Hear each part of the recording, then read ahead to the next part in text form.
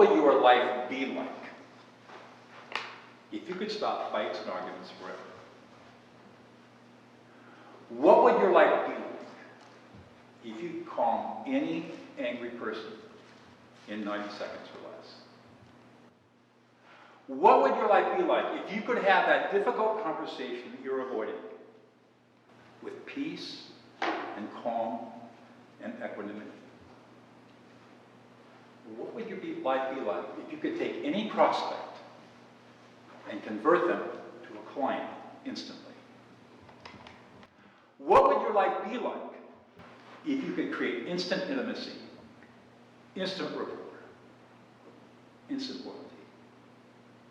What would your life be like? This is all within our grasp.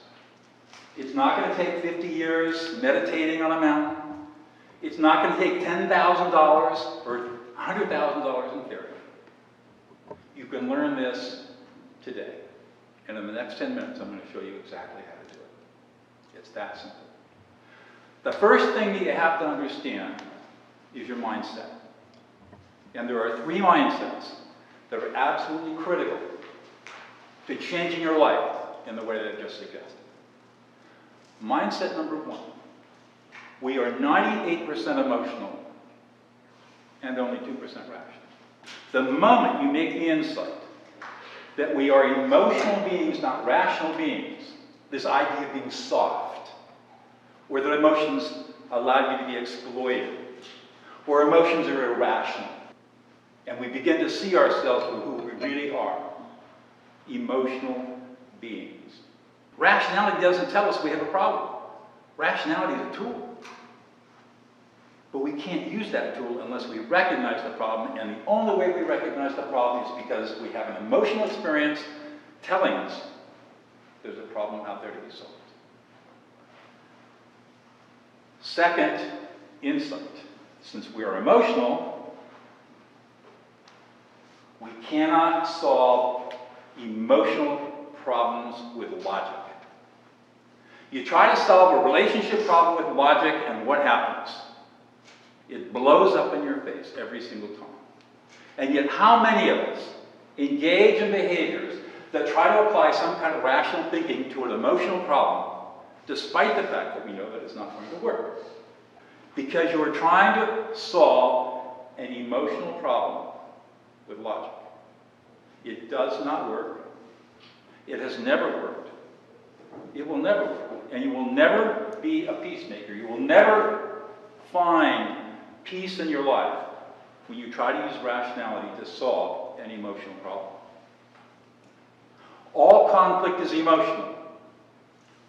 There is no such thing as conflict that is rational. It just doesn't exist. It's all emotional. If you need to solve conflict, if you need to help calm an angry person, if you need to have a difficult conversation, you have to recognize that this is an emotional state that you're working with. It's the essence of who we are as human beings, and we cannot run away from it. We have to confront it. So we're 98% emotional, 2% rational. All conflict is emotional. We have to then develop the skill of emotional competency to do this. Emotional competency consists of 3 parts: emotional self-awareness, emotional self-regulation, and empathy. And the beauty of it is that if you learn empathy, cognitive and affective empathy, if you learn those skills, then you learn emotional self-regulation and you learn emotional self-regulation. So empathy is the secret to emotional mastery. What is empathy? Empathy is the ability to read, assimilate, interpret, and reflect back the emotions of another human being. Empathy. It is a skill that you must learn. It is not innate. We're not born with it. We are born with a capacity for empathy, but we are not born with the skill of empathy. Once we learn cognitive empathy, everything shifts. It's a 3-step process. And when you learn this process and master it, You can calm any angry person in 90 seconds or less. You can have that difficult conversation without it exploding in your face. If you're in sales, you can convert that prospect to a client instantly. If you're a leader, you can build instant loyalty, instant trust, instant productivity, instant creativity. You can become the leader that everybody wants to follow. When you master this skill, you never have to be afraid of confrontation. You can walk into any situation, whether it's a leadership situation or a personal situation. The emotions can be as intense as you want them to be, and you will know what to say, when to say, and how to say it, no matter how intense the confrontation. Okay, here's how we do it. Really simple. Really simple. 3 steps. Take notes. Step number 1. You're confronted with an emotional situation. It could be a coworker, it could be a colleague, it could be a boss, it could be a partner, it could be a small child, it could be a parent or a sibling. It doesn't matter. It's a relationship.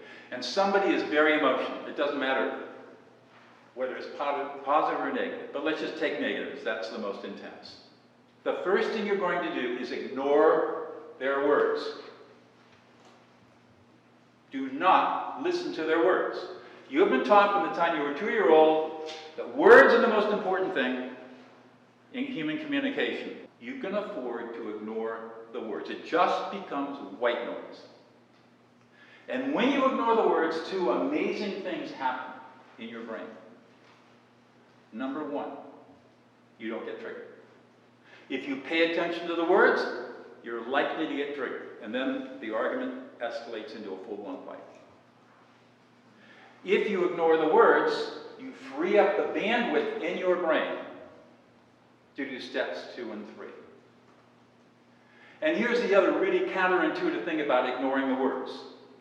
When you ignore the words, you actually are going to remember word for word what that person said, because all memory is associated with emotion.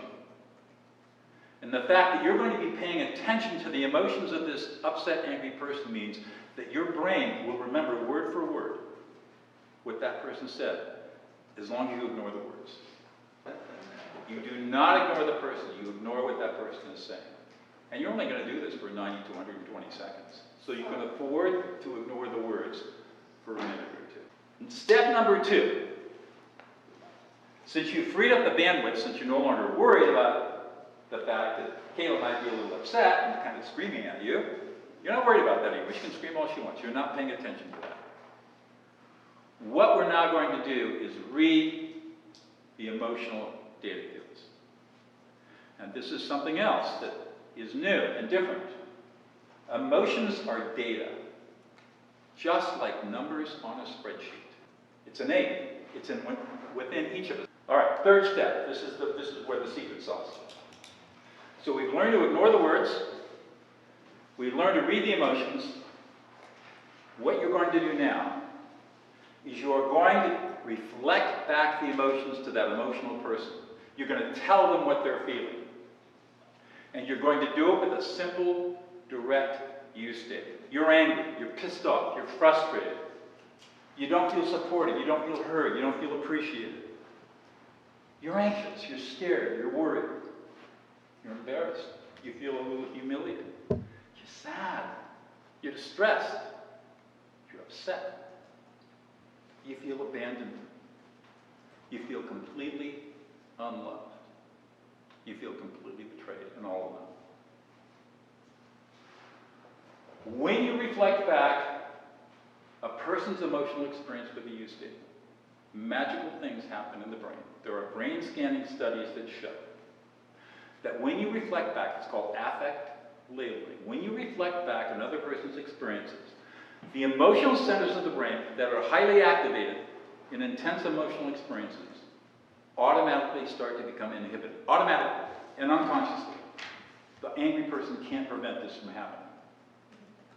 Automatically diminishes the emotional centers of the brain, while at the same time activating a part of the brain called the right ventrolateral prefrontal cortex, which is our executive function.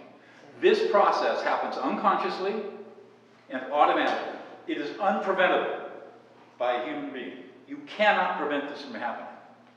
which is why it works on every human brain on the planet. You affect label until you get four responses. You're going to get a nodding of the head. You're going to get somebody to say, yeah, or exactly. You're getting a drop of the shoulders and a sigh of relief. 4 involuntary relaxation responses that tell you that the brain is now calmed down. And that's when you can engage in problem solving. So the key to stopping fights and arguments forever, having that difficult conversation with grace and equanimity, building instant loyalty, rapport, trust, dealing with that dysfunctional team, becoming the leader that everybody wants to follow, is to learn how to listen to and reflect emotions. It's that simple. I'm going to tell you one story, and then I can take questions. So, some of you might know that I'm the co-founder of the Prison of Peace Project, that I co-founded in 2010 with my colleague Noll. For the last 13 years, we have gone into maximum security prisons literally around the world. Our first group of students was in 2010, when we were working with 15 women serving life or long-term sentences in the largest, most violent women's prison in the world. These women had all killed somebody. Believe me, training in prison is not like training in a corporate environment like this. Kind of the difference between night and day. We walk into this conference room where we're teaching, very dingy and dirty and filthy and poor, it was awful. And one of our students, Sarah, is sitting in a chair in the corner and she's quietly sobbing. This is unusual for us. So we walk over and Laurel kneels next to her and says, Sarah, what's going on? And Sarah tells us her story. She says, I've been in prison for 18 years. I'm sentenced to a 25 to life sentence because as a drunk driver, I killed a family of 4. And I came out of this accident absolutely unscathed, not a scratch on me. When I was sentenced to prison, I had to hand my 3-year-old son over to my sister to raise. I've written him a letter every week for the last 18 years. I've never received a letter. I've never received a phone call. I've never received a visit from him. No communication. All I know about my son is what my sister tells me in our weekly calls. A few days ago, I decided to write a letter based on what you guys have been teaching us. And I thought about all of the emotions that he must have experienced over the last 18 years with a mother who was a felon, serving a life sentence, killed a family of 4, completely abandoned him because of her own selfishness. And the hurt that that must have created in him. And I just thought of all of the pain that he must have experienced in his life. And I wrote that letter using you statements. She took a deep breath and said, today, for the first time in 18 years, I received a letter back from him. And his letter was extremely angry, which he had an absolute right to be angry. But at the end of the letter, he said, I love you, Mom. P.S. I'm bringing my girlfriend and we're going to come visit you in 3 weeks. And that was when I realized the power of listening to emotions can transform lives. Now, if I can train a murderer like that to be a peacemaker and to reconcile with her estranged son, imagine what I can do with your teams. Imagine what I can do with the people you consult with. Imagine what I can do for you in relationships. Imagine what we can all do for the world. Imagine. That's peace.